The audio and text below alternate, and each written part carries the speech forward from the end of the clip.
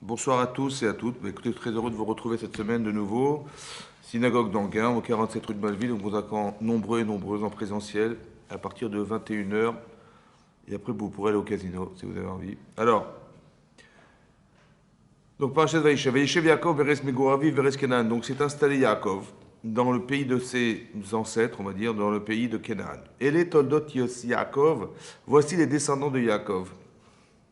Yosef ben Shivim Shana Aya Roe et Techav Batson. On nous parle des descendants de Yaakov en nous précisant Yosef. Ouais. Alors on explique que Yosef, en fait, Yosef est l'enfant essentiel pour Yaakov. Pourquoi il est essentiel pour lui? Parce que, Rachid nous explique qu'il se ressemble. Il avait le visage de son père, donc tout ce qui se ressemble. Très bien. Ensuite, on dit qu'ils ont eu des expériences communes. Et il a été détesté par ses frères et Yaakov a été détesté par son frère. Esav va essayer de tuer Yaakov, et là on verra qu'ils vont tenter de tuer Yosef, d'accord? Et à part ça, hein, il est le fils de sa sagesse, c'est-à-dire que il a trouvé en lui un enfant particulier, autant qu'il était le fils de sa femme aimée, quoi, qui était Rachel. Donc il y a beaucoup de points communs entre cet enfant et lui, d'accord? En fait, il se retrouve à travers cet enfant. Et c'est marqué Ben Shivim Ben Sheva Esrei Shana, il avait 17 ans. Aya Roé et Techav Batson. Il était Roé. Roé, c'est un berger. Pourquoi nous dire qu'il était berger? Oui. Et bizarrement, on se rend compte que Moshe Rabbeinu était un berger. Rachel était bergère. Yaakov était un berger. David Amelech était aussi berger. Oui. En fait, il paraît que c'est très très compliqué de diriger un troupeau.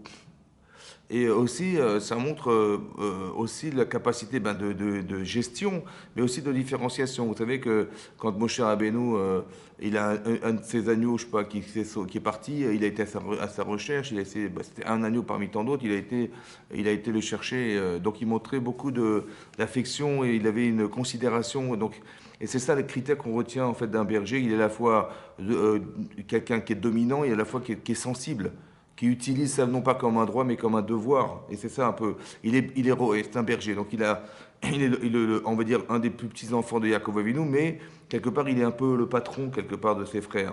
Batson, Ve'u Nahar, et c'était un jeune homme. Rachid expliquait c'est quoi Nahar. Évidemment, s'il avait 17 ans, c'était un jeune homme. Rachid dit Nahar, c'est pas qu'il était. On ne parle pas de son statut de jeune homme, mais de sa façon d'exprimer, en fait, sa jeunesse. Rachid dit qu'il était Messalsel Searo, il s'arrangeait les cheveux, il s'arrangeait les yeux, il voulait paraître beau. Oui. Alors c'est intéressant qu'il est dans le paraître. Maintenant, pourquoi nous parler du paraître? Oui, pour quelqu'un qui a des vertus particulières, c'est un tzaddik, c'est pas un coureur de jupons, oui, il était spécial cet homme. Oui, oui. Qu'est-ce que c'est pour vous le paraître? Pourquoi il voulait absolument paraître? Pourquoi une jeune fille elle veut se sentir belle? D'accord? Elle a envie de sortir, elle a envie qu'on dise qu'elle est belle. Oui, pourquoi un enfant il a besoin, hein, ça fait partie, on va dire, de l'évolution d'un jeune homme, de se sentir beau. Oui. Alors j'ai pensé que quelque part c'est très important de ne pas casser ça, surtout pas. Que le paraître en fait ça démontre quelque chose de fondamental parce que au départ c'est physique mais ça devient spirituel. Vous avez vu, quand quelqu'un fait une mitzvah merveilleuse, je sais pas, il y a des choses qui sont extraordinaires, que font les gens. Vous dites c'est vraiment, c'est beau à voir, franchement c'est beau à voir. En fait il n'y a rien à voir, il n'y a rien de beau.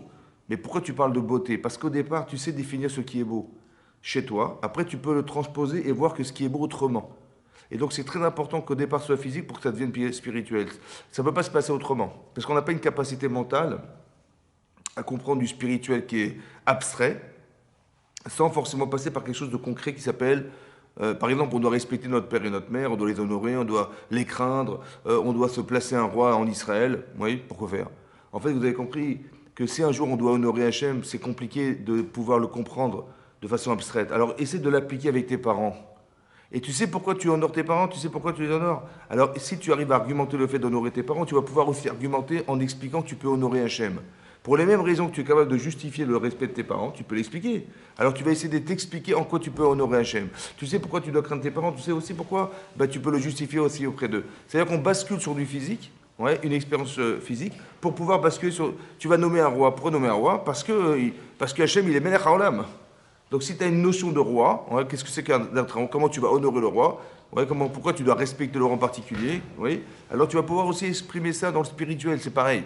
Donc quelque part, il y a une notion physique. Il y a la notion physique, c'est la notion du beau. Ici, il faut qu'on ait envie d'être beau, envie d'être belle, pour pouvoir aspirer à autre chose. Et si on casse ce principe, en fait, on pense que c'est pas nécessaire, tu perds ton temps, de quoi tu t'occupes. Ouais, c'est pas... En fait, on va casser quelque chose qui fait partie des éléments, pour moi, qui sont des éléments essentiels de l'évolution d'un jeune.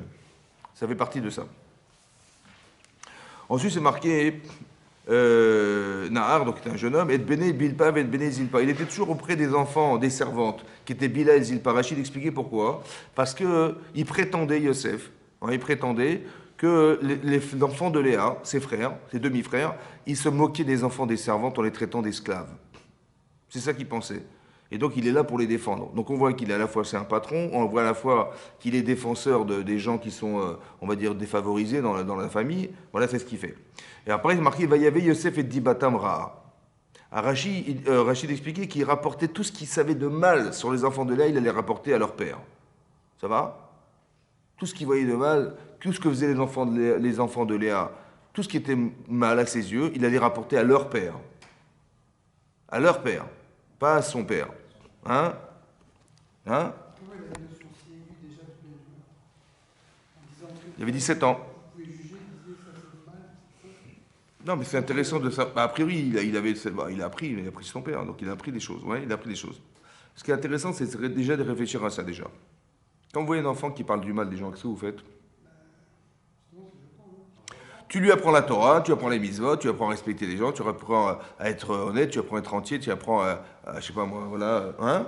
Et vous voyez qu'il raconte que des salades sur ses propres frères, quoi, carrément. Il dit, ouais, ils font ça, ils font ça. En fait, qu'est-ce qu'il disait? Ouais, qu'est-ce qu'il dit Bara'a? Il disait, mes frères, ils mangent des animaux vivants.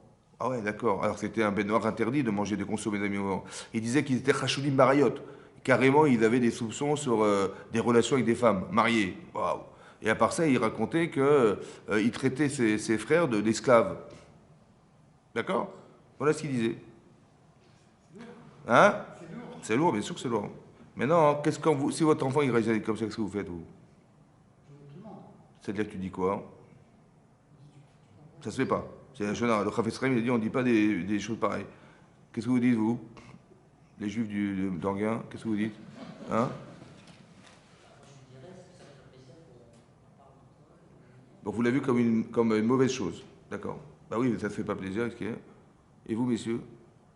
Bah, je vous explique un truc. Pour moi, c'est obligatoire qu'il fasse du Lachon Hara. C'est obligé. Pourquoi?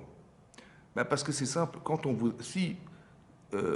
Si vous apprenez des choses correctes à faire, alors des fois ça rentre d'une oreille, ça sort de l'autre, c'est vrai? Mais quand vous voyez votre enfant qui est vraiment... pour moi, il est saint d'esprit, Yosef. Parce qu'il a appris la Torah chez son père, ouais.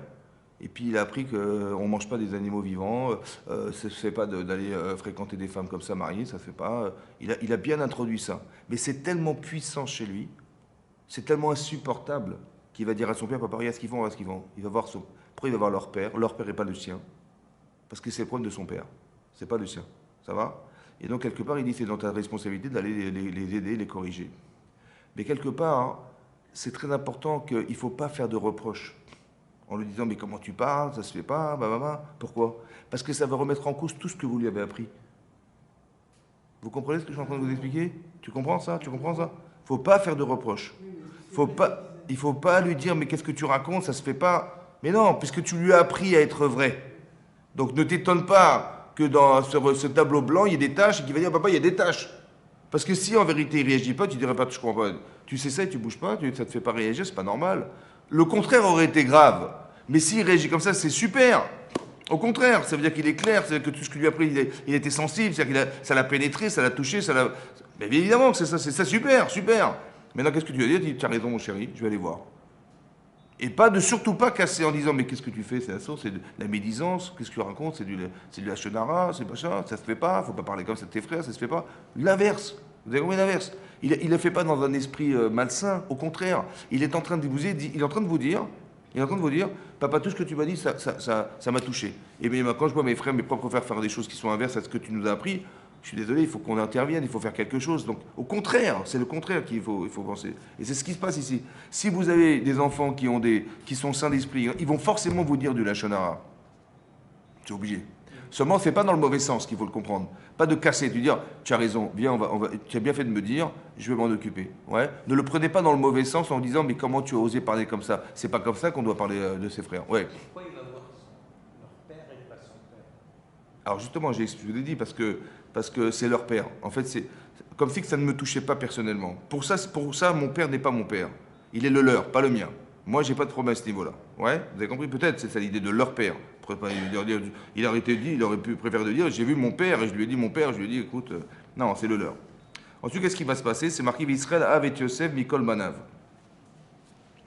Yosef, Yaakov aimait Yosef plus que tous ses enfants. Pourquoi? Qui ben Zekuni Moulo. Il était le fils de sa sagesse, de sa vieillesse. Ouais, comme le dernier enfant qu'on a, vous savez, il y a un attachement particulier. Et lui, il est l'enfant de sa vieillesse. Mais un salaud qui était le passif, il lui a offert un cadeau. Un cadeau, quel cadeau? Kétonet passif. Un vêtement soyeux, de laine fine. Ouais. Bon, on a dit auparavant que Yosef, là en ce moment, c'est la Coupe du Monde. Ouais. C'est fait la Coupe, quoi, la Coupe du Monde. Maintenant, hein, il s'arrange les yeux, il s'arrange. Quand vous voyez ça, qu'est-ce que vous dites? C'est ça de quoi tu t'occupes, oui, Et son père, il renchérit, hein, il lui a offert un beau vêtement. Vous avez compris? Ça rejoint ce que je vous ai dit. Si c'était vu comme un défaut, ah, son père, au contraire, il n'aurait jamais dû lui offrir un vêtement pareil. Ça va? Et là, il accentue pour dire que il faut que tu te sentes bien dans ta peau, il faut que tu sois beau, il faut que tu te sentes bien. Ouais. Autant qu'il a voulu, je pense, il a voulu mettre l'accent sur le fait que c'est un enfant spécial. Donc il a articulé cette relation parce qu'il avait une vraie relation avec lui, qui était fusionnelle, mais il a accentué en mettant ce vêtement pour dire aux autres enfants, vous voyez, il est spécial. En fait, il est quelque part le Bechor, c'est lui l'aîné quelque part. Ça va? Et je vais l'accentuer en montrant que avec ce vêtement qui va marquer la différence. Seulement, hein, qu'est-ce que ça a eu pour conséquence? Vaïrou, il était Bechor de Rachel. Ouais. Après, Vaïrou et Chav ont vu ses frères qui Otto, c'est quoi Otto? Ils n'ont pas nommé. Otto à Avaviem aimait leur père, Mikol et Chav, plus que tous ses frères. Vaïsnu Otto, et donc ils ne l'ont pas supporté. Vaïsnu Otto, ils l'ont haï. Velo Yachlou d'Abero les Shalom, ils n'ont pas pu parler avec lui, Béchalom. Ça veut dire qu'ils ne pouvaient plus le voir. Ça va, on lui a dit, écoute, on ne peut plus te parler, on ne peut plus te voir. Voilà ce qu'ils ont dit. Ça va? Alors moi, je me suis. Oui? On a l'impression que c'est un retour de l'histoire à chaque fois. Oui. Ouais. Que l'enfant qui est préféré, comme Yosef qui a fait ses rêves, il s'est mis à dos ses frères, celui-là aussi. Oui, on va voir que ça a des conséquences énormes, bien sûr, dans la relation fraternelle, autant parentale, vous allez voir. C'est marqué Vaïrou et Chav ont vu ses frères, que leur père, il le préférait à ses frères. Ça va? Et donc ils l'ont haï. C'est bon? Pourquoi? Parce qu'il a fait des différences. Parce qu'il lui apprend la Torah, parce qu'il dit, Bet Zekounib, c'est qu'il lui a pris la Torah, qu'il avait étudié à Shemever, il a appris à cet enfant en particulier, il lui a offert une kétolette passim.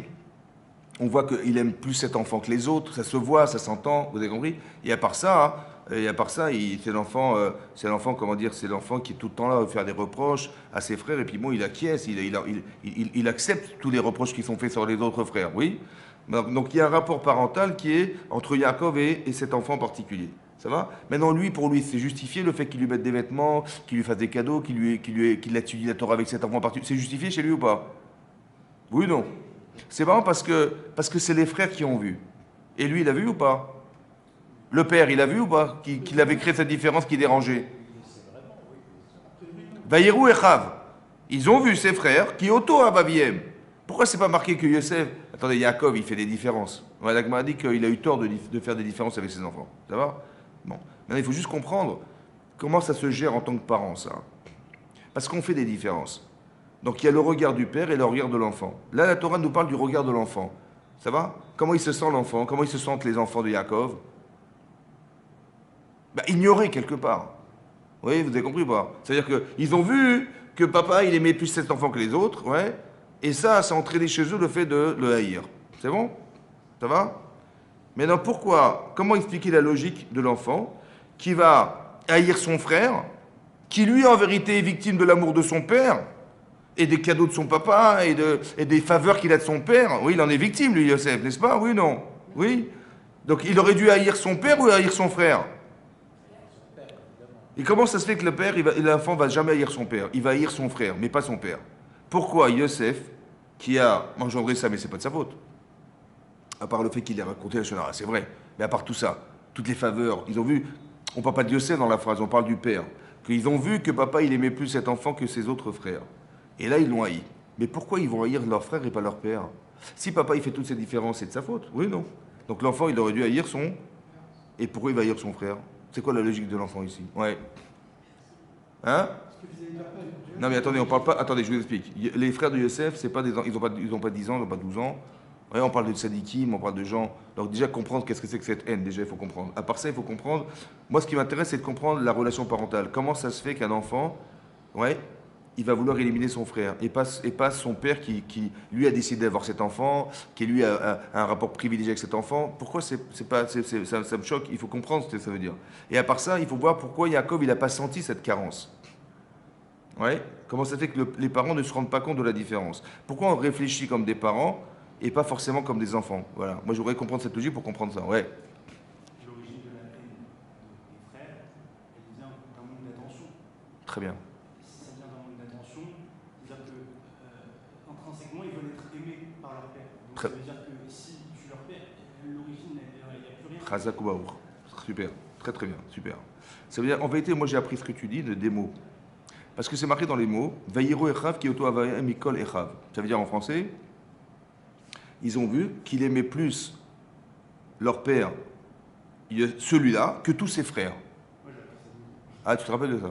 Mais pourquoi il a dit de tous ses frères et pas de tous ses enfants? Il aurait fallu marquer dans la phrase, ils ont vu ses frères, que Otto, sans le nommer, il aimait plus celui-là que tous ses enfants. Leur père aimait plus celui-là que tous ses enfants. Oui?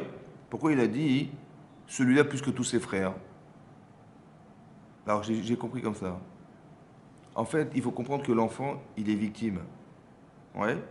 Mais en fait, le regard qu'a l'enfant, ici, de l'enfant de Yaakov, c'est dire, aux yeux de mon père, je suis le frère de mon frère. C'est ça qui est marqué. Mais je ne veux pas être le frère de mon frère, moi. Je veux être le fils de mon père. Ah ouais.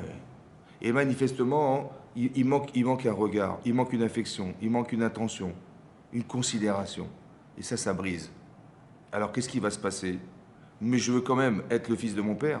Alors je suis obligé de tuer mon frère pour que mon père il puisse choisir que je suis son fils. Vous avez compris ce que ça veut dire? Ça, c'est la logique. C'est pour ça que les enfants, ils arrachent les cheveux de leur frère. Parce qu'il a pris la place que j'avais au départ. Donc, mais s'il a pris la place, assume, accepte, c'est le choix de tes parents. Non, je ne accepte pas. Mais je veux rester le fils de mon père. Vous avez compris ce qui se passe? C'est ça. Le problème, c'est que l'enfant, il veut s'attacher à ses parents. Et manifestement, la différence dérange. Elle est mal vécue. Ouais, ça va créer de la haine. Alors, comment expliquer la haine? Est-ce que vous croyez qu'ils voulaient mordre leur frère? Ils voulaient... Alors, moi, je l'ai expliqué comme ça. Dans le ventre de ma mère, on m'a expliqué comme ça. Quand j'étais dans le ventre de ma mère, on m'avait dit comme ça. En fait, c'est marrant parce que la haine, ici, la haine, elle se retrouve dans la paracha de Toldot, de Vayetse. C'est marqué là-bas que Yaakov, il aimait Rachel, mais plus que Léa. Vous vous rappelez? Marqué Yahav Yaakov et Rachel, mi Léa. Il aimait Yaakov Rachel, mais plus que Léa. Donc il aimait Léa, mais plus Rachel que Léa. Mais il aimait Léa. Vayar Hashem, kisnu à Léa. Et Hashem, il a vu qu'elle était haïe. Vaïftach et Rachma, il a ouvert sa matrice, vers Rachel Akara, mais Rachel est restée stérile. Alors qu'elle était stérile, Léa. D'accord? Mais il a ouvert sa matrice, Hachem il a pensé, pour arriver à quoi faire? À combler ce manque d'amour qu'il avait, Yaakov, vis-à-vis de cette femme. A priori, pourquoi il veut aimer plus ou moins? Pour nous, ça nous a... il aimait sa femme, ça suffit, c'est bon. À plus l'une que l'autre, c'est pas grave. Ouais, on croit que c'est pas grave. Mais Hachem, il a fait qu'elle, sa sœur qui était Rachel, elle va endurer la stérilité pour que cette sœur-là, qui était Léa, elle soit aimée autant qu'elle par son mari, en lui apportant le bonheur d'être père. Vous avez compris? Hachem, il voulait absolument combler ça. Mais pourquoi c'est marqué qu'il haïssait sa femme? Il haïssait pas sa femme. Il aimait moins sa femme. Il est marqué qu'il aimait Yaakov, sa femme. Il aimait plus l'une que l'autre. Mais Hachem, il n'a pas vu le manque d'amour, il a mis la haine. Quelle haine? De quoi tu parles? Alors de là, j'ai compris que ce qu'Hachem y voit, c'est ce qui entame dans l'amour. Ce qu'on appelle la haine, c'est pas qu'il voulait lui mordre le bras. Non. Il y a forcément des éléments rajoutés qui vont entamer dans l'amour qu'il devait avoir de cette femme. Ça va? Donc qu'est-ce qu'il a essayé de faire Hachem? Il a essayé de combler. D'accord? Ça veut dire que ce qui pourrait sembler être un problème pour Yaakov Avinu, parce que lui, il voulait avoir des enfants de qui, à votre avis? De Léa ou de Rachel? Et puis c'est l'inverse qui se passe. Il n'a pas des enfants avec elle, il a des enfants avec l'autre. Mais c'est pas ce qu'il espérait. Mais il faut l'accepter. Parce qu'Hachem, ce qu'il voulait, c'est que tu arrives à combler inconsciemment. Parce que si c'est Hachem qui a vu, ça veut dire que ça ne se voyait pas. Ça veut dire que ça fait partie de l'inconscient de Yaakov Avinu, ça. Hachem a vu. Donc il sait qu'il y a une carence qui est pour lui très très difficile à vivre. Il ne faut pas qu'elle subisse, qu'elle soit la numéro 2, qu'elle se sente être la numéro 2, cette femme. Alors il fallait combler cet amour, il fallait absolument qu'elle lui procure le bonheur d'être père pour combler l'amour qui lui manquait. Pourquoi c'était important? Oui? Parce que ça répond à une question que je vais vous poser. Vous avez un frère qui s'appelle Yosef, exceptionnel, il est intelligent, brillant, il a des facultés exceptionnelles, il est beau, il a tout ce qu'il faut. Ouais? Bah, moi j'aurais pensé, quand j'ai un frère comme ça, je dis, bah, on est une famille exceptionnelle, on est des enfants de Yaakov Avinu, de Léa, de Rachel, de Bila. Ben, on est fiers d'avoir un enfant qui est une étoile. Ouais. En plus que nous, on est déjà des grandes sadikim, on a en plus un frère exceptionnel. C'est un plus ou c'est un moins? Donc on devrait être fiers de lui ou haïr cet enfant? Mais non. Tu vois un enfant comme ça, tu jalouses pas ton frère. Tu dis, mais il est exceptionnel, mon frère. Tu jalouses des voisins qui ont une Mercedes, j'en sais rien, mais pas ton frère. Ton frère, il est intelligent. Ouais. Et papa, il fait la différence. Papa, il a voulu marquer la différence, mais il a voulu montrer combien il était intelligent, combien on pouvait apprendre de lui des choses, etc. C'est ça qu'il voulait faire. Mais nous, on a mal pris. Comment ça se fait qu'il y a un terrain bizarre à la haine, alors qu'il y aurait dû... En plus, bizarrement, c'est entre les enfants de Léa et les enfants de Rachel. Et l'enfant de Rachel. C'est bizarre, ça vous choque pas, ça? Pourquoi il y a un terrain sensible à la jalousie ou la haine? Ouais. Alors qu'en vérité, on devrait être fier de cet enfant, de ce frère. Non. Ouais. Alors j'ai dit, le terrain, en vérité, vient des parents. C'est ça qu'il a voulu combler Hachem. Quand il a proposé à Léa d'être enceinte, de tomber enceinte, il voulait combler ce manque. Parce que le manque inconscient que les parents ils ont au départ, il devient conscient chez les enfants. C'est ça qui est marqué là. C'est ça le statut. C'est ça, c'est ça le terrain. Et c'est pour ça qu'il y a une réaction comme ça. Elle n'est pas consciente, cette réaction. Elle est inconsciente, mais elle a cette faculté inconsciente qui est chez eux de ne pas supporter la différence qui a été occultée qui a été validée par les parents, en fait, elle se retrouve chez eux. Ça veut dire qu'ils ont un problème de terrain psychologique qui va falloir être comblé. C'est pour ça qu'après, vous allez voir toute l'histoire du ESF, la vente et tout ça. Vous avez compris? Je vous explique pourquoi c'est pas cohérent. Vous allez voir. Comment vous pouvez déterminer que c'est inconscient et pas forcément conscient? D'abord, premièrement, parce que on sait que c'est tous des tzadikim. C'est marqué dans la Torah que Yaakov, il a eu des enfants, mitato chez les mains. Donc il faut lire la paracha en étant des tzadikim. Hein. Ça va? On n'a pas l'air, ils l'ont haï, ils l'ont jalousé, ils l'ont vendu, voilà, on a des voyous, quoi. Ça va? En fait, c'est des tzadikim. Donc il faut tout expliquer comment ils ont réfléchi de façon cohérente. D'accord? Même si c'est cohérent. Bon. Ils ont dit, qu'est-ce qu'ils ont pensé? En fait, il va raconter son rêve, à 2 reprises. Une fois, il va raconter qu'ils étaient en train de rassembler des gerbes ensemble, ouais, mais que leur gerbe, elle s'est projetée devant la sienne, qui était, elle, debout. Ça va? Donc la sienne, elle est en médette, elle se tient droit, Nitzava, elle se dresse, et eux, ils sont Mesoubin ou Mishtachavim, c'est-à-dire ils se plient et en plus ils se prosternent. Ça va? Et donc ils n'ont pas supporté ce rêve. Ouais. Mais attendez, j'en ai un autre. Bougez pas. J'ai même rêvé que vous étiez des étoiles qui se prosternaient devant moi. Et même mon père et ma mère. Hein. Donc c'était la totale, là. Et là, ils ont carrément jalousé.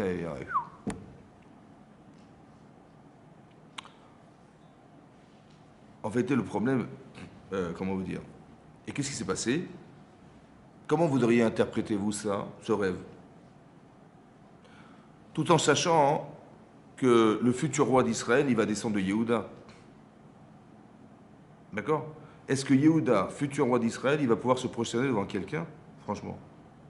Donc ils ont tout de suite pensé, Timlor Banou, Timshol Banou, tu vas nous régner, tu vas nous gouverner. C'est-à-dire que tu t'es pris pour le roi d'Israël, quoi. Donc ils ont tout de suite traduit le rêve comme étant rebelle contre la royauté d'Israël. Maintenant on va réfléchir, on va juger, on va réfléchir. Qu'est-ce que vous préférez? Que Yosef il puisse un jour être roi d'Israël et on va diviser la royauté d'Israël en deux. Il y aura d'un côté Yosef et d'un côté Yehuda, catastrophe. On va faire un schisme, ou bien hein, on va se débarrasser de lui. Ah, il faut le condamner, ça va. Et si on le condamne, ben, au moins on est 11, au moins c'est clair, mais avec lui, c'est un rachat, ce garçon, c'est un rachat, il faut le juger, il faut le condamner, c'est vrai. Donc est-ce qu'il vaut mieux faire ça? Ils ont jugé qu'il fallait condamner.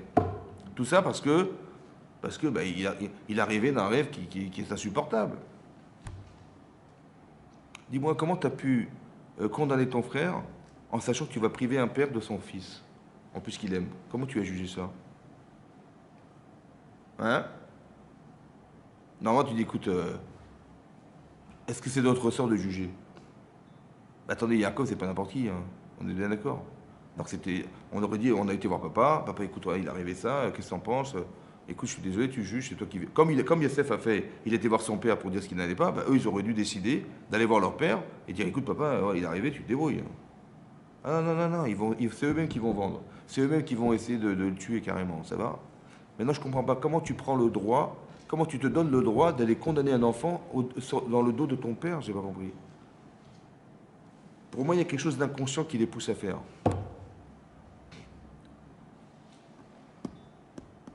Vous avez compris?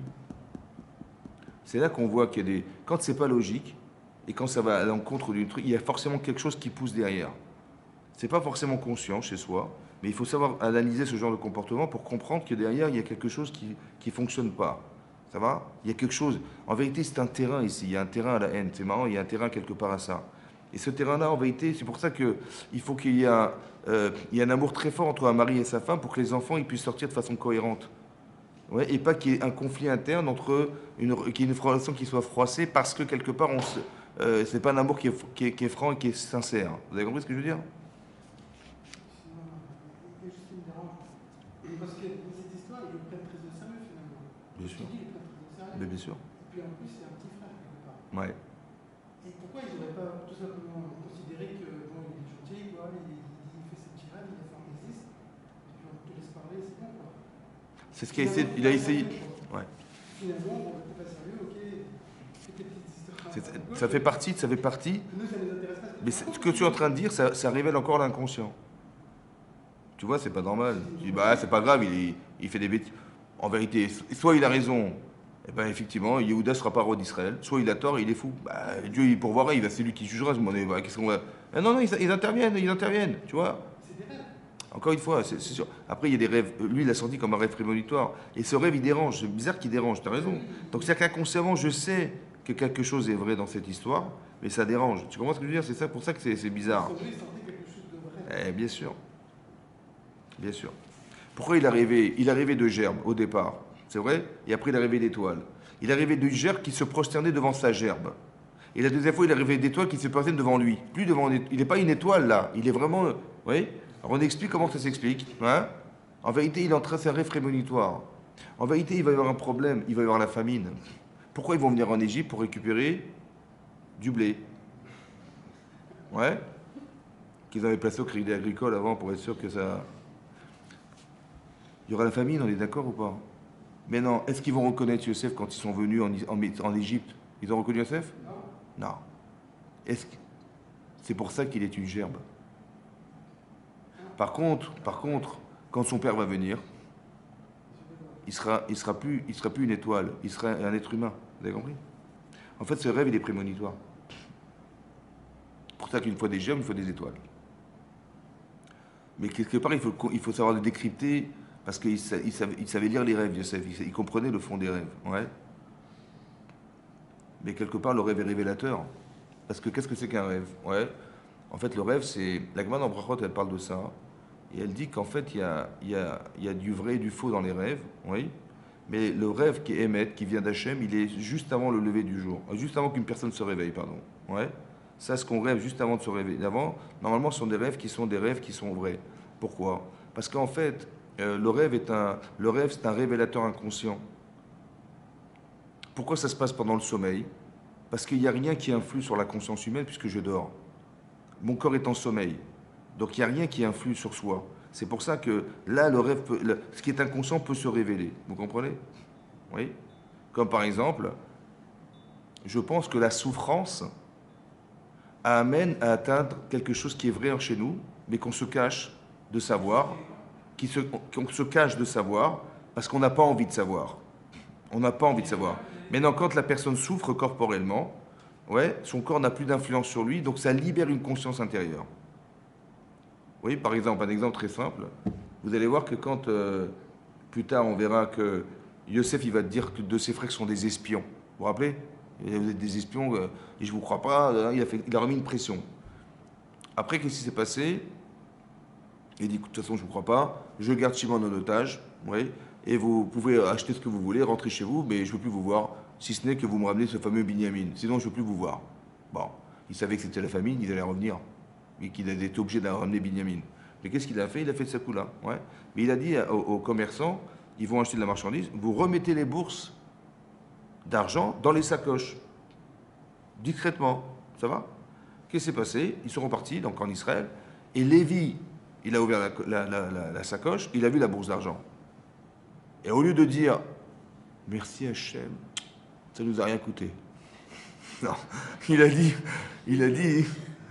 Hachemi manartnu, on est fauteur. Peut-être que quand Yosef il criait dans le puits au secours, on n'a pas été sensible. C'est pour ça qu'Hachem nous a fait souffrir. Il dit qu'est-ce qui t'arrive là? Attends, ça fait 22 ans cette histoire. Tu ouvres la sacoche, tu penses à Yosef. 22 ans, c'est vieux 22 ans. Pourquoi c'est Yosef qui revient à la surface? C'est la culpabilité qui ressort. Mais c'est marrant. Mais pourquoi c'est quand tu souffres, quand on souffre, que ça revient? Vous avez compris? Dans l'exemple que je vous donne, peut-être l'idée c'est comme ça. C'est inconscient ce que je vous dis. J'ouvre la sacoche, je vois l'argent. À quoi je pense? On est des voleurs. Donc les commerçants, ils vont réclamer leur argent. Et quand on est voleur, qu'est-ce qui se passe en Égypte? On est vendu. Comme esclave. Et quand tu penses esclave, tu penses à... Tiens, oui. Mais c'est pas conscient. Tu ouvres le truc, tu penses pas à Yosef. Mais en vérité, ton cerveau, il fait des connexions intellectuelles, qui fait des connexions inconscientes qui t'amènent à Yosef. Et tu penses à Yosef. Mais comment ça peut se faire? Comment ça fait que toute ta vie, tu n'as pas pensé à Yosef une seconde, et là tu penses, je n'ai pas envie de penser à quelque chose qui est une souffrance. Parce que si je ramène Yosef à la maison, qui c'est qui va souffrir? C'est moi. Et je n'ai pas envie de souffrir, donc je vais pas, et donc je vais pas me culpabiliser, ni penser que j'ai eu tort de le vendre, au contraire, vous avez compris? Mais ça, c'est tant que j'ai pas de problème. Mais dès que je souffre, mon corps, il peut pas désirer ne pas savoir. Puisque de toute façon, il est en panique, ouais, ou il a peur, ouais, comme des gens, ils tombent malades, ils pensent au bon Dieu, ils pensent fois chez les mains, prier, demander à des rabbins de faire des brachot, prier pour moi, qu'est-ce qui t'arrive? Tu deviens religieux, tout à coup, qu'est-ce qui t'arrive? Parce qu'au fond, j'ai une souffrance, c'est qu'au fond de moi-même, je me suis toujours caché de l'être. Alors Hachem, qu'est-ce que tu veux qu'il fasse pour arriver à ce que tu aies conscience de ce qui t'a manqué? La maladie, ça peut être un réparateur, ça va? Parce que la souffrance ou la limite d'une certaine forme de vie, ça peut permettre à la personne de réfléchir et d'éliminer, en fait, d'évacuer cette chose, ce désir de ne pas savoir, ouais, de dire non, je me cache derrière quelque chose. En fait, ce désir, il est de ne pas vouloir être dans la Torah, on va dire. Ce désir-là, il va être évacué parce que je souffre, et donc ça va libérer ce que je me cache depuis des années. Vous comprenez comment ça marche? J'ouvre la sacoche, je vois l'argent, je pense à Yosef. Bizarre, parce que la souffrance a occasionné ça. Vous avez compris ce qui se passe? Voilà. On va dire que c'est l'effet que devrait avoir la souffrance. Il y a des gens qui ne le comprennent pas. C'est un déclencheur. Ouais, c'est un déclencheur. Maintenant, qu'est-ce qui va se passer? Donc il a fait ses rêves. Et ça va entraîner tout ça. Vous voyez? Qu'est-ce qu'ils vont faire? Ils vont le juger, ils vont le juger, et ils vont le condamner. Ils vont le juger, ils vont le condamner. Mais qu'est-ce qu'ils vont faire? Ils vont récupérer sa tunique. Ouais. Et ils vont faire la shrita de ce fameux gdizim, de ce fameux chevreau. Ils vont asperger la tunique pour prétexter que... donc ils ne vont pas y aller eux-mêmes. Ils vont envoyer par quelqu'un la tunique à leur père, et ils vont dire, Akarna, je t'en prie, reconnais la tunique de ton fils. Il a vu ça, il a dit, waouh, Taraf Yosef, il a été déchiqueté par un animal sauvage. Il a pleuré, Yamim Rabim, il a pleuré de nombreux jours. Mais voilà, le vêtement, c'est vrai, ce vêtement. Maintenant, à cause du vêtement, dit la Gemara, on s'est tous retrouvés en Égypte. À cause d'un vêtement à 20 shekels, là, ouais, on s'est tous retrouvés parce qu'à cause de ce vêtement, il y a eu de la haine, ouais, et la haine a entraîné la vente, et la vente a entraîné que finalement il a été vendu à 4 reprises, mais il s'est retrouvé en Égypte, ouais. Eux, ils ont dit, on va le vendre au début, c'était il y avait des Ishmaélim qui étaient là, ils n'ont pas vendu les Ishmaélim, mais ils ont vendu à des Midianim, qui eux l'ont vendu aux Ishmaélim, les Ishmaélim ils l'ont vendu aux Médanim, et les Médanim ils l'ont vendu aux Mitzrim. Et finalement, Hachim il retombe sur ses pattes, de toute façon il devait retourner en Égypte. Il veut être là-bas. Il m'a dit, ah mais ils ont fait des plans contraires à tout ce qu'Hachem avait imaginé, on va tuer Yosef, finalement ils l'ont vendu. Ils pensaient qu'ils s'en étaient débarrassés. Mais Hachem il a fait rêver parce qu'un jour il va être roi d'Égypte. C'était ça le sens du rêve. Il y a un truc moi, que j'ai du mal à mettre. C'était des grands tzadikim, c'est frères. Alors c'est pour ça que je n'ai pas expliqué en vérité comment ça se traduit. Comment Tu as raison, vous avez raison. Alors je vais vous expliquer comment ça marche. Mais juste que je finis mon raisonnement, déjà, c'est d'expliquer. Au départ, il y avait un vêtement. Après, ils ont aspergé le vêtement. Vous vous rappelez? Et finalement, la femme de Potiphar, qu'est-ce qu'elle a prétexté?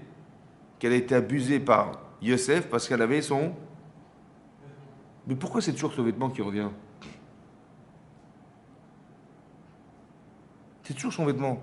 Là-bas, on va pas lui offrir un vêtement, ça dérange. Là, on va tuer le vêtement carrément, on va l'asperger de sang. Et finalement, elle va le mettre en prison à cause de par son vêtement.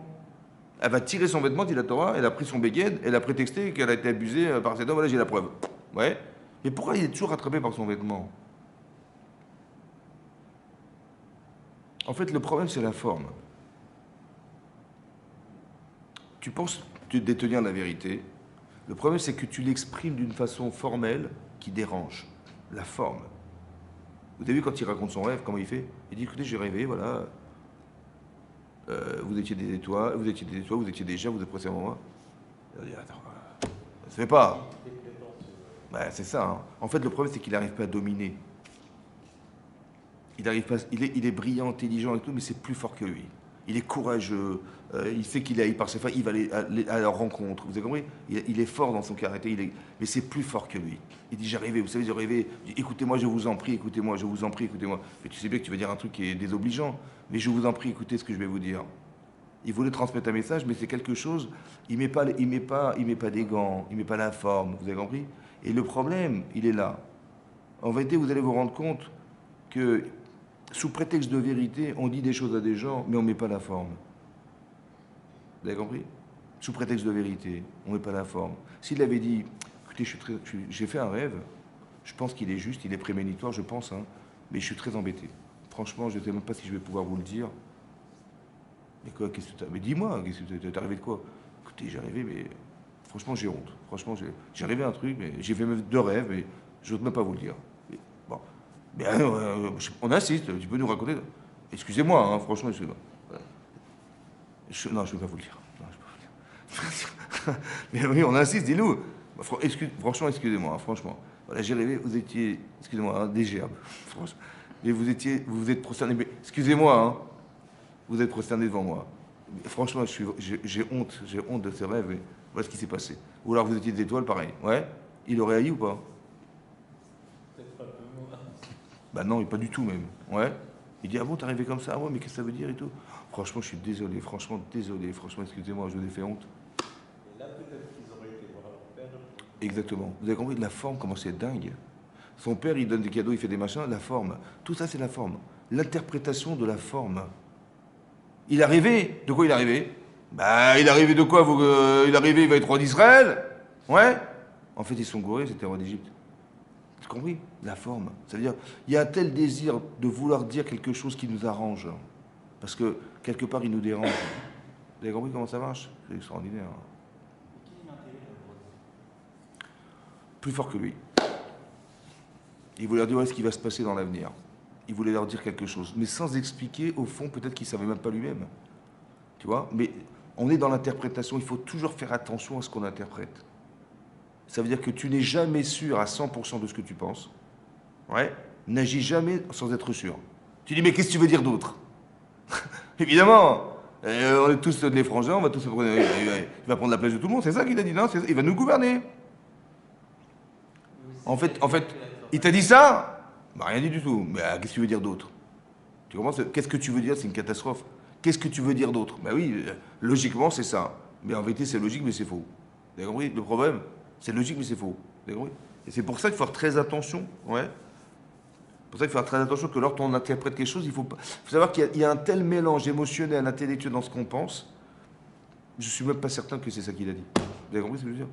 Tu dis, mais j'ai très bien compris ce qu'il a dit. Voilà ce qu'il a dit. Il a dit, on va se prosterner devant lui. Je suis pas idiot, j'ai très bien compris. En vérité, oui, tu as très bien entendu. Hein. Mais est-ce que tu es sûr de ce que tu as compris? C'est ça le problème. Et tu prends des initiatives en pensant que tu avais bien compris. Il faut faire attention à ça. Très attention. Ouais. Parce que le Yetzer, il se mêle. Ça veut dire que j'ai peut-être envie de penser comme ça. Ça m'intéresse de réfléchir dans ce sens. Ça m'intéresse qu'il ait pu dire ça parce que je vais l'interpréter comme une condamnation et ça va me permettre de... Vous avez compris ce que je veux dire? Il faut faire attention. Qu'il y ait peut-être une forme de manipulation intellectuelle derrière tout ça qui fait qu'on se sent obligé de l'interpréter de cette manière. Mais non, qu'est-ce que ça va engendrer? C'est extraordinaire ce que ça va engendrer. Parce que là, on nous parle de Yosef, qu'est-ce qui s'est passé? Finalement, ils l'ont vendu. Ouais. Et tout à coup, on parle d'autre chose. Il y a une coupure, on devrait nous dire, voilà, bah Yosef il s'est retrouvé en Égypte, la femme de Potiphar, voilà, ça devrait, tout à coup coupure. Ouais. Qu'est-ce qui se passe? Ouais. On parle de Yehuda. Bon, avant, je voulais vous expliquer que vous avez compris ce qui se passe ici. Qu'est-ce que fait Hachem en fait? Vous avez vu que quand Yaakov a dit à son fils, Yosef, écoute, tes frères sont pas là, j'aimerais bien savoir ce qui se passe, tu veux pas aller voir ce qui se passe? Ouais. Bon. Yosef, il sait qu'il a un problème avec ses frères, il y va quand même, il écoute son père, il y va. Et en chemin, il a failli rebrousser chemin, et là, il va rencontrer un homme. Rachid dit que cet homme, c'est Gabriel, l'ange Gabriel. Il lui dit, tu sais pas où sont, je cherche mes frères, Achai Anochi Mevakesh, je cherche mes frères, tu sais pas où ils sont? Il dit, bah, écoute, je ne sais pas, mais j'ai entendu qu'ils avaient dit ils allaient à Dothan. Mais s'il n'avait pas été là, il n'aurait jamais été à Dothan. Et s'il n'avait pas été à Dothan, il n'aurait jamais été capturé par ses frères. Vous avez compris? Comme si que derrière, il y avait un projet divin qui fait qu'il fallait qu'il parte. Il fallait qu'il se retrouve là-bas. Il fallait qu'il s'en aille. Il est arrivé à Aemek Chevron. Aemek Chevron. Aemek, ça veut dire que c'est une vallée. Rachid dit, mais Chevron, c'est pas une vallée, c'est une colline. Pourquoi il marqué Aemek? En vérité, c'était amok. C'était profond, ce qui se passe. En fait, ça venait solutionner ou répondre à la question que Avram il avait posée en disant, mais Bameh Eda Kirachena, comment je vais savoir que je vais hériter la terre d'Israël? Il dit, bah, tes enfants, ils passeront 400 ans en Égypte. Et c'est ce qui va se dérouler maintenant. C'est-à-dire qu'on est dans un projet divin qui vient répondre à la question de Avram Avinu. Je ne sais pas si vous comprenez ce qui se passe là. C'est comme ça qu'il faut lire la réalité. Ils ne vont pas lire, voilà, ils ont vendu, les machins. Il ne s'est pas retrouvé par hasard ici, cet homme. Il y a un projet derrière tout ça. Ouais, c'est de l'envoyer en Égypte. Parce que Yosef, il va être un vecteur essentiel de la préparation à l'exil. Et même à la sortie de l'exil. Là-bas, c'est marqué, qu'est-ce qu'il va faire toute la journée, Yosef? Il va leur mettre une pression énorme sur le peuple pour qu'ils arrivent à carrément, ils ont vendu leurs biens, ils n'avaient plus de quoi manger, ben ils se sont vendus eux-mêmes, ils ont vendu leur terrain, ils se sont vendus eux-mêmes. Donc il a rassemblé toutes les richesses possibles et imaginables, il les a rassemblées, et tous les gens qui vivaient aux alentours, ils ont tous été s'alimenter et acheter en Égypte. Il a enrichi l'Égypte. Maintenant, qu'est-ce qu'il avait à faire d'autre que d'enrichir l'Égypte, Yosef? C'était ça qu'il voulait faire? Hein? Pas du tout. En fait, pourquoi il a fait ça? Parce qu'il savait qu'Hachem, il avait promis à Abraham qu'on sortirait d'Égypte Berechouch Gadol, avec de grandes richesses. Il fallait bien réaliser cette promesse, alors c'est mon travail. Tout ça, ça a été réfléchi depuis le départ. Vous avez compris ce qui se passe? C'est-à-dire qu'il y a ce que je vois en surface, mais qu'est-ce que ça cache derrière? Vous avez compris? Toujours, il faut s'habituer à essayer de comprendre à quoi ça vient répondre. Qu'est-ce qui se cache derrière un événement? Vous avez compris? Et même pour moi-même, parce que je me mets à la place de Yosef. Ouais. Je dis, attendez, j'ai étudié la Torah avec mon père. J'avais ma famille. Mes frères, ils m'ont vendu esclave. J'ai dû être chassé de ma famille. Ils m'ont mis dans un trou. J'ai failli mourir avec des serpents. Ouais, etc., etc. Vous avez compris? Je dis, mais attendez, si je m'en sors un jour, mais je tuerai mes frères. Tous les tuerai. Ouais, il y a une façon de voir. Soit tu te dis ça, ce qui serait logique, soit tu te dis, qu'est-ce qu'il veut Hachem? Qu'est-ce que j'ai fait? Hein? Qu'est-ce qu'il veut Hachem? C'est une question, on ne se la pose pas en fait. Mais pourquoi il m'est arrivé un truc pareil? Ouais. Ça veut dire qu'on doit réfléchir, non pas... Tu dis, mais j'ai un problème. J'ai un gros problème. D'abord, je quitte mes parents. n'importe quoi. Je quitte mon père, la Torah de mon père, n'importe quoi, c'est un grand problème. Je suis vendu par mes propres frères. Waouh! Si j'avais été kidnappé, vendu esclave, j'aurais compris. Mais mes propres frères, ils m'ont vendu esclave. Catastrophe, psychologiquement, c'est un désastre. Vous avez compris pas? Donc j'en voudrais à mes frères, j'en voudrais à toute la terre entière. En fait, je pensais que c'était un problème. Et dorénavant, je dois comprendre que c'est une solution. En fait, tout ce que tu vis est une solution. Essaie de le comprendre comme quelque chose qui va te solutionner. Tu vois l'arrogance que tu as, tu as vu l'arrogance? Tu racontes ton rêve comme ça. Et tu as vu ce que ça entraîne? Ça entraîne de la haine dans ta famille. Mais il faut bien comprendre une chose, que Yaakov, il a une famille. Ça va? Mais ce n'est pas la famille Dupont, hein. C'est tout le peuple juif qui est là. Tout le peuple juif, il est dans ces 12 personnes. Tout le peuple juif, il est là. D'accord? Concentré dans ces 12 personnes. Or, s'il y a un virus là, ben, tu penses bien qu'après, ça va être une catastrophe. Mais plus tu restes là, plus ça va être catastrophique, il faut que tu partes. Le fait que tu sois parti, c'est une solution à un problème existentiel de la famille, du clan Israël. C'est clair? À part ça, tu es vaniteux, tu ne te contrôles pas. Alors Hachem, il a préféré que tu sois un esclave. Pourquoi un esclave? Parce que tu vas faire de toi quelque chose, mais sans te vanter d'être. Hachem, il dit, mais tu as un tel potentiel, c'est dommage que ça ne serve pas.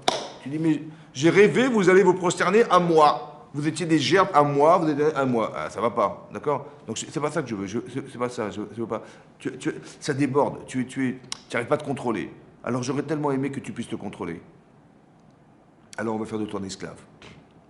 Ça veut dire que tu vas servir à quelque chose sans te vanter d'être. Donc on va enlever cette carapace. Vous avez compris ce que fait Hachem? C'est solutionne Yosef. Après il va arriver chez Potiphar, il va être masliach, il va réussir. Et là-bas, pareil, de nouveau, il va tomber dans ce panneau. Et là, Hachem dit, comment ton père est en deuil et toi tu te coiffes et tu t'arranges. Ouais. Alors je vais t'envoyer la femme de Potiphar. Et la femme de Potiphar, elle va l'envoyer en prison. Ça va? Etc. Vous avez compris ce qui se passe ou pas? On est en train de canaliser Yosef, de le canaliser. Il peut vivre ça comme un problème. Ouais. Il dit, mais je suis innocent. D'abord, innocent j'étais quand j'étais chez mes parents. Innocent je suis quand je suis parti en prison. J'ai rien fait pour. Ouais. Mais j'ai compris derrière que tout ça s'est pensé.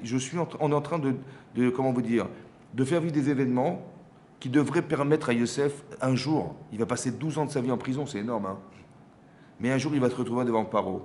Il avait rêvé et espéré que le Sarah Mashkim, qui va sortir de prison en 3 jours, il va intervenir auprès de Paro pour dire, écoutez, je connais quelqu'un en prison, au moins il va être reconnaissant du fait que Yosef, il lui a interprété son rêve en bien. Eh ben, il va l'oublier carrément. Ça va? Il va donc attendre 2 ans supplémentaires pour arriver à sortir. Mais maintenant, qui c'est qui fait appel à lui? Qui c'est qui l'a appelé? Paro, il a fait un cauchemar. Ça va? Mais j'aurais jamais imaginé que Paro me téléphone. Hein.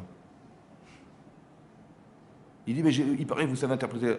Maintenant, je suis face à face avec lui. Moi, j'ai cru que j'allais passer par le Sarah Mashkim. Ouais, ça n'a pas marché. Meskin. Pardon. C'est pas passé. Mais non, maintenant, je suis face à face. Il me dit, écoutez, vous pouvez m'interpréter mon rêve, personne n'est capable de l'interpréter. Je dis, pas de problème, monsieur. Si vous pouvez signer, là, je sors de prison, je vous dis tout ce qui... C'est ce que j'aurais fait.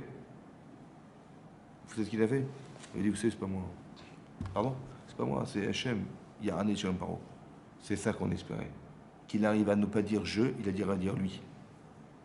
Mais il a fallu qu'il passe la vente, vous avez compris ce qui s'est passé? Donc tout ce qu'il a vécu en vérité lui a permis d'arriver à ce niveau-là. C'est ça qu'il faut comprendre. Quand il nous arrive une épreuve dans la vie, il ne faut pas la comprendre dans le sens où on est accablé, il ne faut jamais penser ça. Il faut toujours penser que ce n'est pas un problème, mais c'est une solution.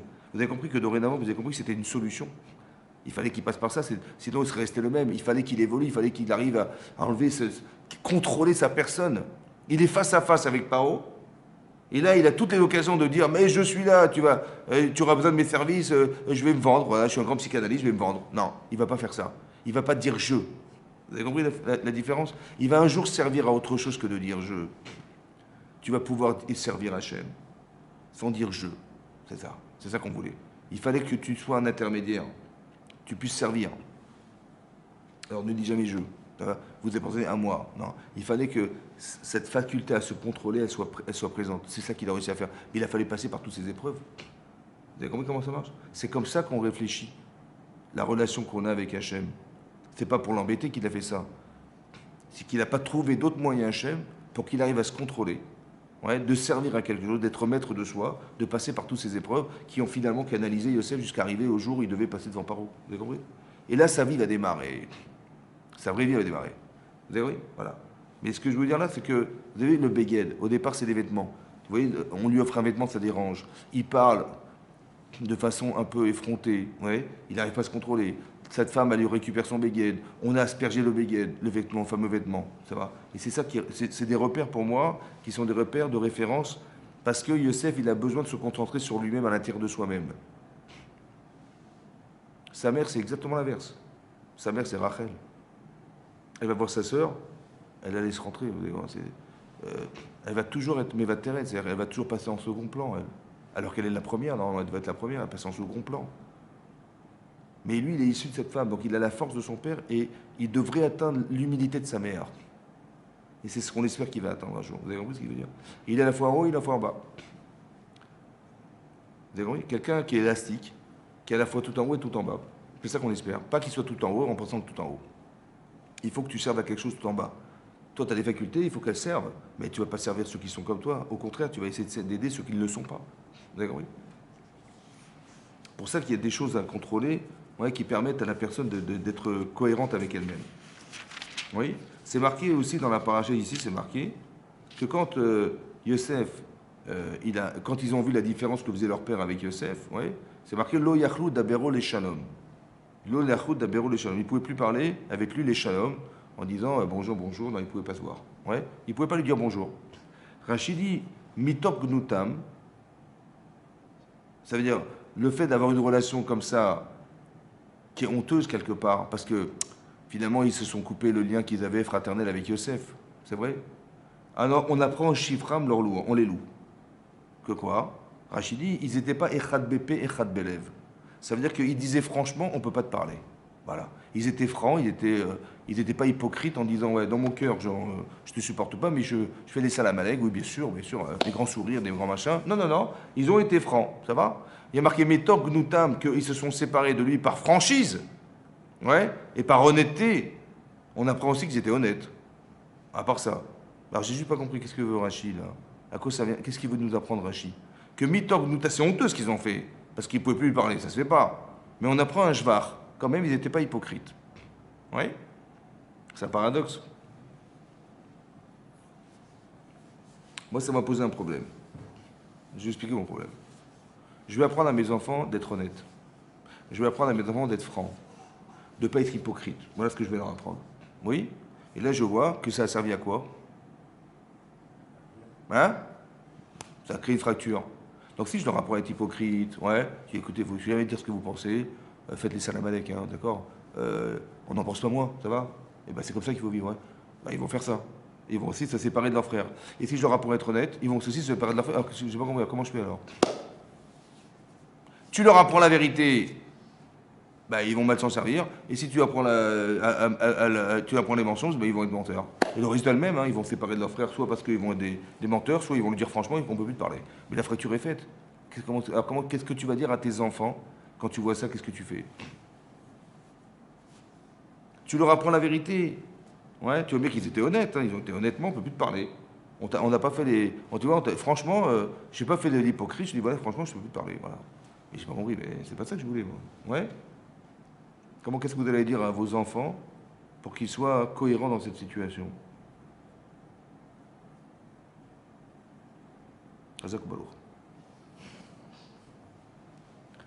Alors je vais le dire comme ça.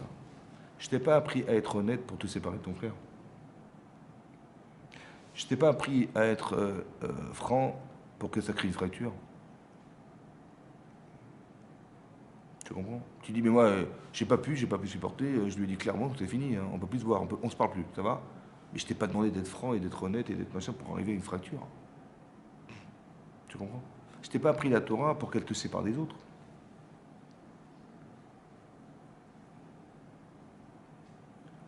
C'est ça qui se passe. Hein. Quelque part, Youssef, il a le même problème. Il va raconter à son père tout ce qui se passe de mal. Je t'ai pas appris la Torah. Après, il faut que tu comprennes que je t'ai pas appris la Torah pour dire du mal. C'est vrai que c'est choquant. C'est super. Mais est-ce que c'est choquant pour s'en séparer ou c'est choquant pour essayer d'aider? Tu vois? Ben, tu vois qu'il y a des problèmes. Ben, Ouais, si tu peux les aider. Mais bon, Yosef, il ne sent pas capable parce qu'il est le dernier enfant, ça se fait pas, il va pas y arriver, donc il va voir son père, c'est logique. Mais quelque part, tu vous avez compris ce que je veux dire? Je ne t'apprends pas la Torah pour te séparer des autres. Oui, au contraire. Ouais. Si toi tu es clairvoyant, D'ailleurs, Youssef, il aurait pu se séparer de ses frères quand il les a revenus, les jeter. exactement. Mais il a compris que c'était Minash Shamaïm. Ça veut dire comme ça. C'est vrai que c'est un problème quand quelqu'un il a été vendu esclave par ses propres frères, chassé de sa famille, trahi, blablabla, et eux-mêmes ils soupçonnaient qu'il allait se venger un jour. C'est marqué dans la paracha de Vaïchi là-bas que de là-bas on apprend, dit l'Agma dans Yevamot Daf Samech, elle dit qu'on a le droit de mentir pour le shalom. Ouais. Et là-bas l'Agma elle amène une preuve que même si c'est une appréhension, on peut mentir. De quoi il s'agit? Là-bas elle dit que dans la paracha, c'est marqué que Rashi ramène ça, il ramène cette Gemara, qui dit que Yosef, il avait l'habitude, du vivant de son père, d'inviter ses frères à table à manger avec lui. Et tout à coup, quand il est mort, il ne les invitait plus. Et qu'est-ce qu'ils ont cru? Ils ont cru que tant que papa était vivant, il s'est contenu, mais quand il est mort, il va se venger, il va nous faire payer tout ce qu'on lui a fait faire. C'est ça qu'ils ont cru. Oui. Alors ils ont menti. Ils ont dit, tu sais papa, il nous a dit de t'ordonner de te dire, il nous a ordonné de te dire que tu nous pardonnes, que tu ne te venges pas contre nous, alors que jamais il a dit ça, Yaakov avec nous. Ouais. Mais pour qu'il y ait shalom, alors on a le droit de changer. Vous avez compris? Mais ça veut dire qu'il y avait des appréhensions. Mais c'était logique. Et lui, il n'avait aucune appréhension. Ni Yaakov, ni Yosef n'avaient d'appréhension contre ses frères. Parce qu'il avait compris qu'en fait, ils n'ont été que des intermédiaires.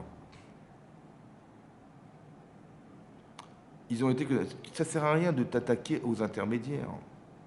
Tu comprends? Tu vas te venger. Mais non, ils ont juste été là. Ouais. Que si tu arrives à comprendre qu'au final, le problème, c'est pas eux, mais c'est ce qu'ils ressentent. Alors il faut que tu corriges la haine. C'est ce qu'il a essayé de faire. La haine gratuite. Et on verra plus tard, dans les autres parachiotes, que c'est tout ce qu'il a essayé de faire, c'est d'éliminer la haine qu'il y avait entre eux. Quand il dit « Et achai anochim evakesh », il faut bien regarder les mots. Il dit « Je recherche mes frères ». En fait, il recherchait la fraternité. Il a essayé de retrouver en fait ce qui manquait dans la relation avec ses frères. Il a essayé de faire ça. Et ça n'a pas marché, mais il a essayé toute sa vie d'essayer de retrouver cette fraternité. Vous avez compris? Hein? L'amour qui porte à son petit frère. Quand on lit, Ouais, c'est très touchant. c'est touchant. Ouais. On voit qu'il a besoin d'amour de ses fraternels. Exactement. Mais là-bas, c'est marqué quoi? C'est marqué quand il a retrouvé Binyamin, là-bas. Oui, dans Parashat Gash. C'est marqué, il est tombé sur l'écou de son frère. Al-Tsavaré Binyamin. L'écou. Et son frère, Binyamin, est tombé sur le cou de Yosef. Et ils ont pleuré. Bon, tu vas me dire, ça fait 22 ans qu'ils ne sont pas vus, les émotions fortes qu'ils ont eues de se retrouver, c'est ça le sens premier des choses. Là-bas, Rashi, il ne ramène pas du tout ça. Il ramène une Gemara dans Megillah qui dit qu'ils ont eu un roi HaKodesh à ce moment-là. Ils ont eu un esprit divin qui leur a dit, Binyamin, il a vu que Yosef, il a vu que le Beth Amikdash, les deux Beth Amikdash qui vont être construits sur le territoire de Binyamin, ils vont être détruits. Il pleurait en fait le Khorban, la destruction du temple, des temples, qui vont être construits sur le territoire de Binyamin. Vous savez que Jérusalem était coupée en deux. Il y avait Binyamin et Yehuda. Mais le Beth Amikdash, il n'était pas sur le territoire de Yehuda, sur le territoire de Binyamin. Pourquoi? À votre avis? Hein? C'est comme ça. Non, qui c'est qui a fait le shalom entre les frères? Qui c'est qui a permis de faire le shalom entre les frères? Qu'est-ce que c'est quoi le coup? Le coup, c'est ce qui lie la tête et le corps. C'est quoi le Beth Amikdash? C'est ce qui lie Hachem et l'écoute de Binyamin. C'est lui qui va être l'intermédiaire du shalom, c'est lui qui a le mérite de pouvoir faire que le Beth Amikdash, qui fait le shalom entre les hommes et Hachem. Quand tu apportes un korban, etc., tu retrouves Hachem, c'est ça le shalom. Ouais. C'est lui qui a fait le shalom, c'est lui qui a le mérite. Et Yosef qui a essayé de faire le shalom, il n'a pas réussi, à lui tout seul. Alors il aura le Mishkan Shiloh, c'est-à-dire le Mishkan, le sanctuaire qui va permettre d'attendre qu'on construise le Beth Amikdash ou bien entre les deux temples. Ouais. Vous avez compris? C'est ça son mérite. Maintenant, pourquoi il a vu la destruction du temple? Et à cause de quoi il y a eu la destruction du temple? À cause de la haine? Hein? Chazak, la haine gratuite. Laquelle haine gratuite? Celle-là. Ça veut dire qu'il aura fait faire teshuva. Jusqu'où? Jusqu'où ça a fonctionné la teshuva qu'il a fait organiser pour que ses frères ils fassent teshuva? Jusqu'où ça a marché? Ça a marché jusqu'au descendant du Chorban Beit Sheni. Il a pleuré de voir que ça n'a pas fonctionné complètement. Vous avez compris pas? C'est ça qu'il a essayé de faire. D'éliminer la haine gratuite en fait. Comment il a fait? Comment il a fait? Oui? Vous savez comment il a fait? Il a dit, je ne vous crois pas, vous êtes des menteurs. Vous m'avez dit que vous avez Binyamin, votre frère Binyamin. Vous m'avez dit Binyamin? Je ne vous même pas une seconde, je vous crois. Il dit, bah, bien sûr qu'on a un frère Binyamin et tout. Il dit, bah écoutez, si vous avez dit la vérité, ouais, alors amenez-le-moi. Mais tant que je ne le verrai pas, ne revenez pas en Égypte, hein, ça ne sert à rien du tout. Il foutait une pression sur son père et sur ses frères. Pourquoi Binyamin? Ouais. Parce que quand ils ont ramené Binyamin, après, finalement, Yehuda, il s'est porté garant vis-à-vis de son père, Yehuda. Il a dit, si je ne te ramène pas Binyamin vivant, j'aurais fauté, Ratati Lecha, j'aurais fauté pour toi, Kol Hayamim, tous les jours. Et tous les jours, Rachid dit, dans ce monde et le monde futur. Il s'est porté garant de perdre son lavaba s'il ne se ramène pas Binyamin. Qu'est-ce qui se passe? Il ramène Binyamin. Bon, finalement, son père accepte. Il ramène Binyamin. Il dit, ah, excusez-moi, je m'étais trompé, vous aviez raison. Il les invite à table, ils ont mangé, etc. Et quand ils ont acheté leur marchandise pour retourner en Israël, il a demandé à son domestique de prendre sa coupe et de la mettre dans la sac des Binyamin. D'accord? Donc ils sont partis, sans se rendre compte de ce qui s'était passé. On les a pourchassés. On a dit, il y a un voleur parmi vous. Ils ont fouillé partout. Ils ont trouvé la coupe de Yosef dans la sacoche de Binyamin. Alors là-dessus, ils ont dit bizarrement, on va tous devenir tes esclaves. Pourquoi? Ben, il a volé, c'est lui qui a volé. Ils ont compris Minash Shamaim. Ils ont dit que Hachem, Matzah et Avon Avadecha, Dieu il a trouvé la faute de tes serviteurs. Et on sait qu'en vérité, qu'est-ce qu'on a fait comme faute? On a vendu Yosef esclave. La seule manière qu'on a de réparer, c'est de devenir des esclaves. Donc ils ont appréhendé ce qu'ils avaient manqué comme conscience d'avoir été capables de vendre Yosef. Ils ont dit on va le prendre sur nous de se vendre esclave pour ressentir ce qu'on a manqué d'avoir comme conscience au départ d'avoir vendu Yosef. Vous avez compris ce qu'ils ont fait? Yosef dit pas du tout. Celui qui a volé, je le garde, vous pouvez partir. Et là-dessus, Yehuda il va intervenir. Il va faire sa plaidoirie. Il va dire écoutez, vous ne pouvez pas garder cet enfant. Je me suis porté garant. D'accord? Donc, si vous voulez bien, laissez-le partir et moi je resterai là, esclave pour vous, mais laissez-le partir. D'accord? Il a dit, mais je ne peux pas, toi tu n'as rien fait, c'est lui qui a volé, c'est lui que je garde. Il dit, vous n'avez pas compris. Nafsho kshura ben nafsho. Mon père, s'il perd cet enfant, ouais, il ne va pas perdre cet enfant quand vous l'avez gardé. Il aura l'impression d'avoir perdu sa femme, Rachel, et son fils Yosef, et lui en même temps le même jour. D'accord? Donc vous allez tuer mon père. Oui? Et moi, comment je pourrais, moi, retourner en Israël sans cet enfant? Je ne pourrais pas voir mon père dans cette souffrance pareille. Donc je vous en prie, acceptez de le laisser partir. Sur ce, Yosef, il va dire Ani Yosef. Pardon? Ani Yosef. Aod Avichai. C'est moi, Yosef, mon père est vivant. Voilà ce qu'il a dit. Qu'est-ce qu'il a dit? Il a dit c'est moi, Yosef. Mon père est vivant? J'ai pas compris. Tu m'as dit, tu viens de me dire que si je prenais Yosef, Binyamin, je le gardais à la maison, je tuais ton père. Mais tu savais combien mon père était attaché à moi? Tu savais ou pas? Et quand tu m'as vendu, un, tu t'es pas porté garant, et deux, tu n'as pas pensé de tuer ton père. Comment ça fait que quand je te garde Binyamin, je suis un assassin, mais quand tu m'as vendu, tu n'as pas été un assassin? Comment ça se fait? N'est-ce pas qu'il y a un parti pris entre nous? Ouais.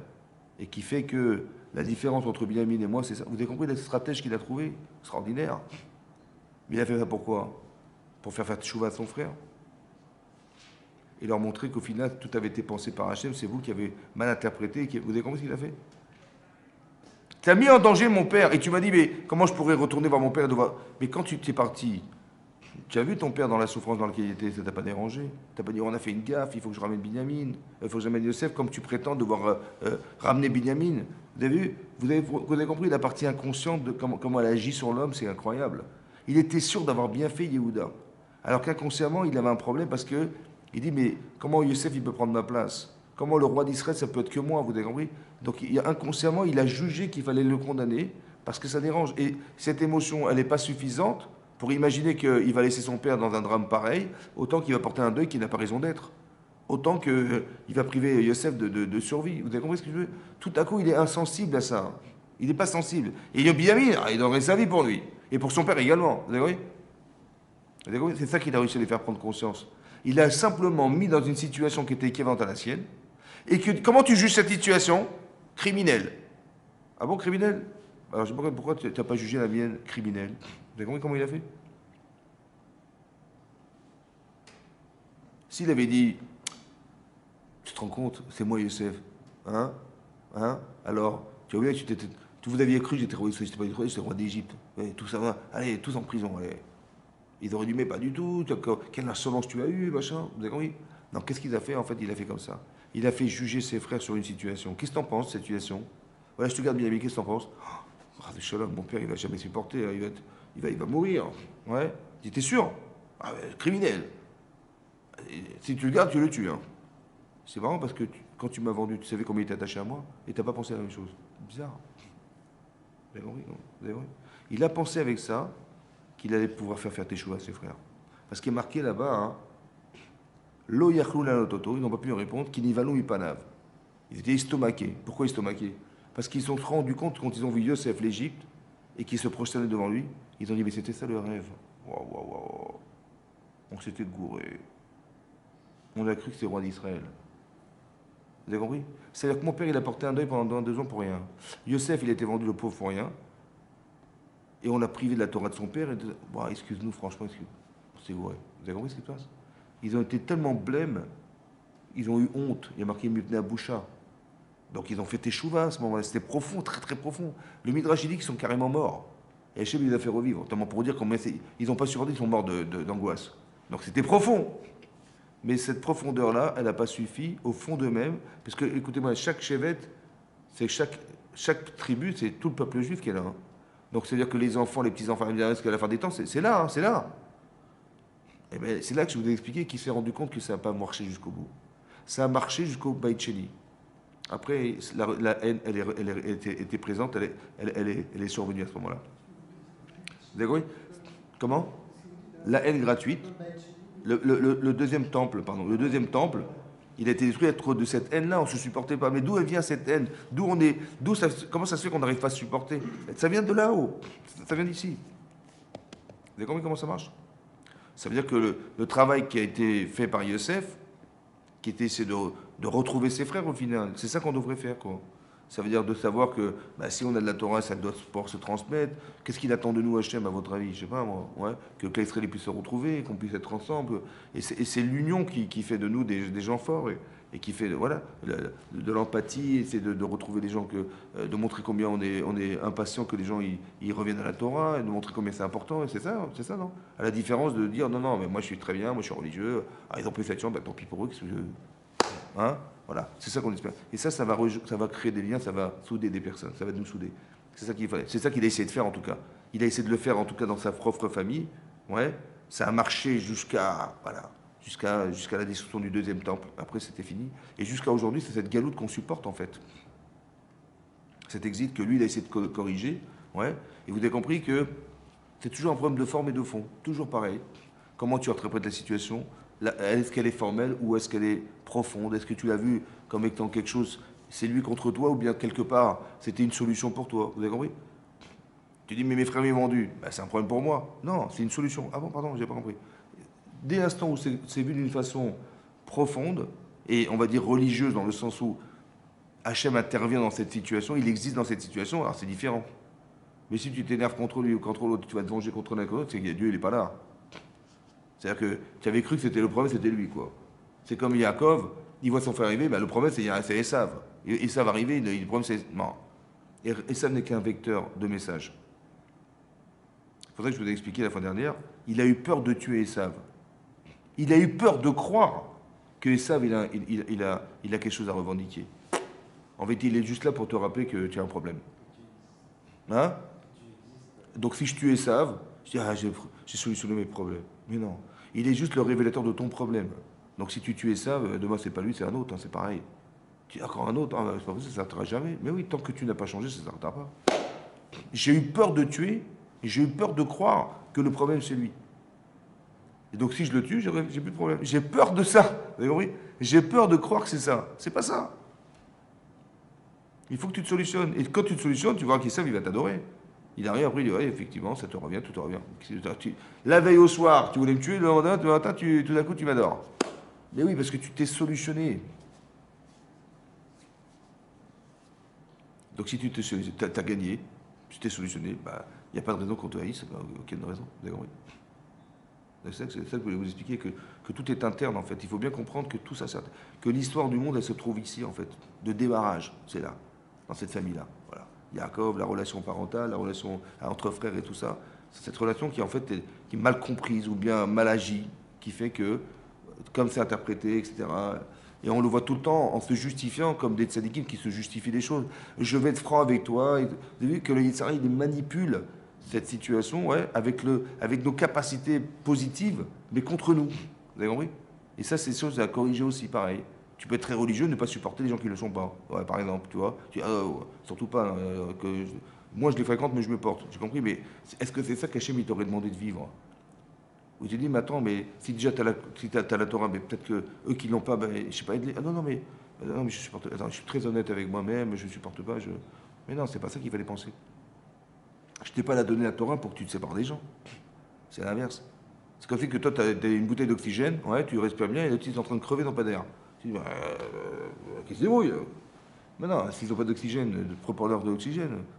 C'est ça. Fais vivre autour de toi, c'est ça qu'on voudrait. Ouais. Et à l'inverse c'est ça qu'on voudrait on aurait aimé que soit, c'est-à-dire qu'il y ait une alliance qui se crée, pas sous prétexte de on se sépare et on se machin. C'est un peu une sinatrinam qui se passe. Vous avez compris ce que je veux dire? C'est pas ça qu'on veut. Il y a des messages qu'on doit transposer, ou qu'on doit transmettre, qui sont des messages cohérents et pas des messages qui nous renferment dans. Tu peux pas à la fois dire je ne te supporte pas et à la fois je te dis franchement ce que je pense. Ben non, c'est pas comme ça qu'on utilise la franchise ni l'honnêteté. C'est pas de cette manière. C'est pas une arme pour se séparer. Au contraire, c'est une arme pour se consolider. Ouais. Chazak ou Baruch.